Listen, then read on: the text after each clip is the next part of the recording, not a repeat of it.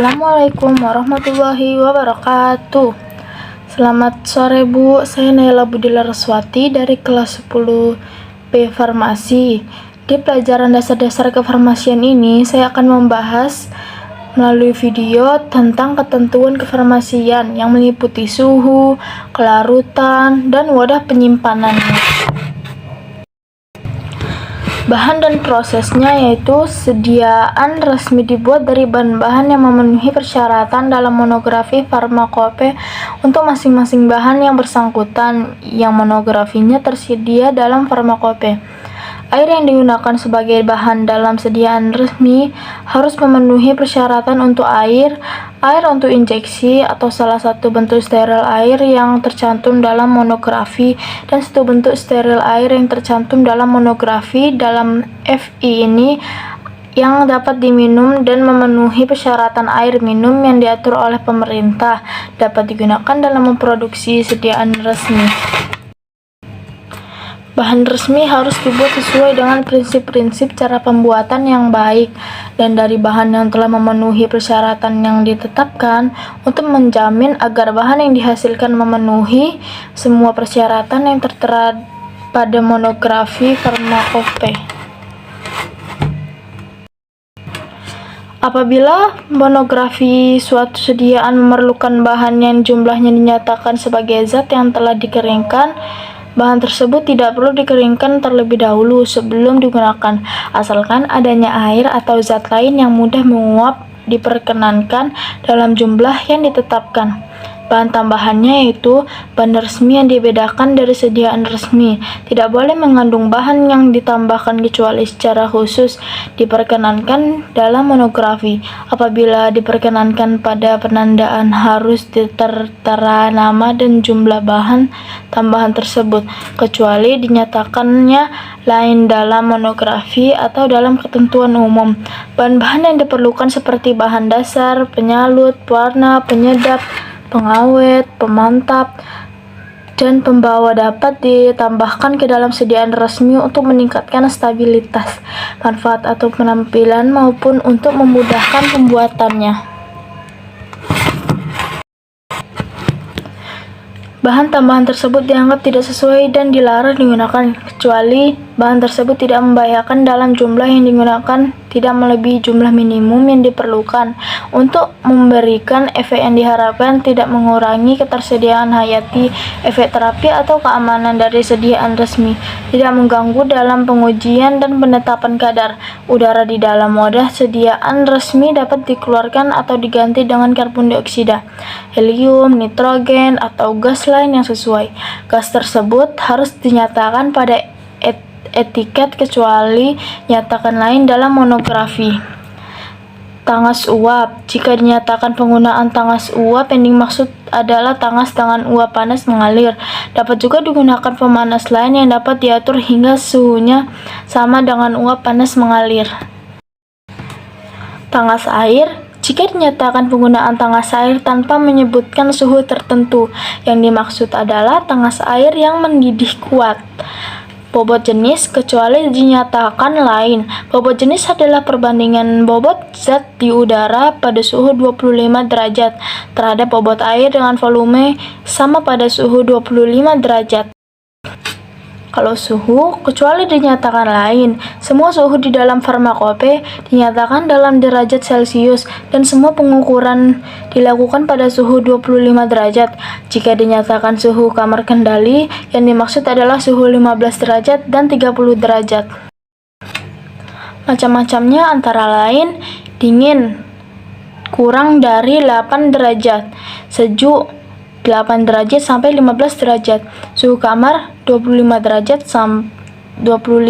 sampai 27 derajat, suhu kamar terkendali 15 derajat sampai 30 derajat, hangat 30 derajat sampai 40 derajat, panas berlebih lebih dari 40 derajat, lemari pendingin 2 derajat sampai 8 derajat, lemari pembeku negatif 20 derajat sampai dengan negatif 10 derajat, kecuali dinyatakan lain. Suhu dalam FI dinyatakan dalam derajat Celcius dan semua pengukuran dilakukan pada suhu 25 derajat. Larutan, kecuali dinyatakan lain, larutan untuk pengujian atau penetapan kadar dibuat dengan air sebagai pelarut. Pernyataan 1 dalam 10 memiliki arti 1 bagian volume cairan atau 1 bagian bobot zat padat diencerkan dengan atau dilarutkan dalam pengecer atau pelarut zat padat atau pelarut secukupnya hingga volume akhir 10 bagian volume. Pernyataan 20/5/2 memiliki arti beberapa cairan dengan perbandingan volume seperti yang disebut dicampur. Kelarutan zat yang tercantum dalam farmakope dinyatakan dengan istilah kelarutan. Istilah kelarutan, jumlah bagian pelarut yang diperlukan untuk melarutkan satu bagian zat. A. Sangat mudah larut, kurang dari 1. B. Mudah larut, 1-10. Larut. C. Larut, 10-30. D. Agak sukar larut, 30-100. E. Sukar larut, 100-1000. F. Sangat sukar larut, 1000-10.000. G. Praktis tidak larut, lebih dari 10.000. Kalau wadah penyimpanannya, wadah dan sumbatannya tidak boleh mempengaruhi bahan yang disimpan di dalamnya, baik secara kimia atau fisika, yang dapat mengakibatkan perubahan kekuatan, mutu atau kemurniannya hingga tidak memenuhi persyaratan resmi. Kecuali dinyatakan lain, persyaratan wadah yang tertera di farmakope juga berlaku untuk wadah yang digunakan dalam penyerahan obat oleh apoteker. Di sini macam-macam wadahnya saya akan bahas. 1. Wadah tertutup baik harus dapat melindungi isi terhadap masuknya bahan padat dan mencegah kehilangan isi selama penanganan, pengangkutan, penyimpanan, dan distribusi. Di sini saya memiliki contoh wadah tertutup baiknya ya. Seperti ini, dibuka tutup saja. Dan yang nomor 2, wadah tertutup rapat harus dapat melindungi isi terhadap masuknya bahan cair, padat, atau uap dan mencegah kehilangan isi selama penanganan, pengangkutan, penyimpanan, dan distribusi. Dapat diganti wadah tertutup kedap untuk bahan dosis tunggal. Sini saya memiliki contohnya. Wadah tertutup rapat.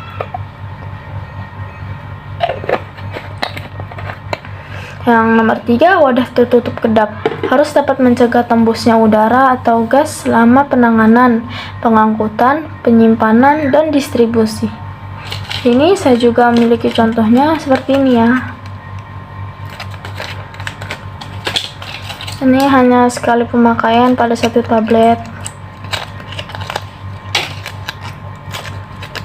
Yang nomor 4, wadah satuan tunggal digunakan untuk produk obat yang dimaksudkan untuk digunakan sebagai dosis tunggal yang harus digunakan segera setelah dibuka. Tiap wadah satuan tunggal harus diberi etiket yang menyebutkan identitas, kadar atau kekuatan, nama produsen, no batch, dan tanggal kadaluarsanya. Dan seperti ini contohnya. Ini bungkus luarnya. Ini produk wadah satuan tunggal seperti ini, seperti bentuk ampul. Sekali dibuka langsung dipakai.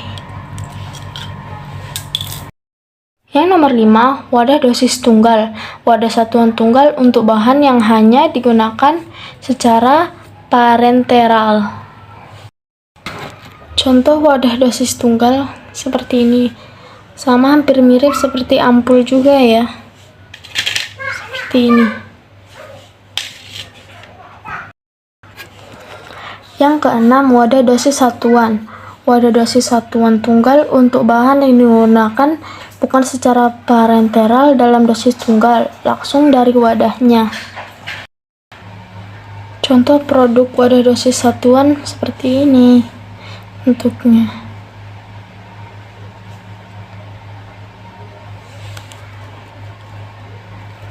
Ini ya, tuh.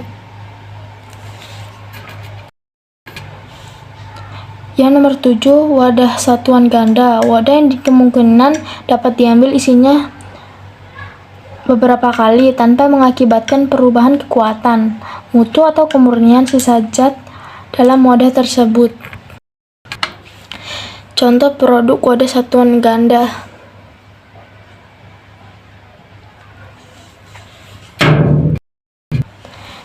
Dan yang terakhir, wadah dosis ganda. Wadah satuan ganda untuk bahan digunakan hanya secara parenteral. Contoh wadah dosis ganda.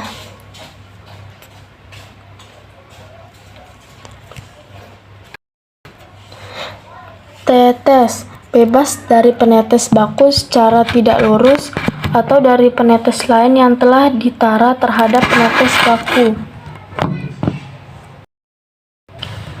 Materi yang terakhir, volume sendoknya. Fi 3, sendok kecil 5 ml, sendok besar 15 ml. Farmakope Belanda, sendok teh C.TH sama dengan 5 ml, sendok bubur C.P sama dengan 8 ml. Sendok makan C 15 ml. Sekian video dari saya, Naila Budi Laraswati, kelas 10B. Terima kasih, Bu. Assalamualaikum warahmatullahi wabarakatuh.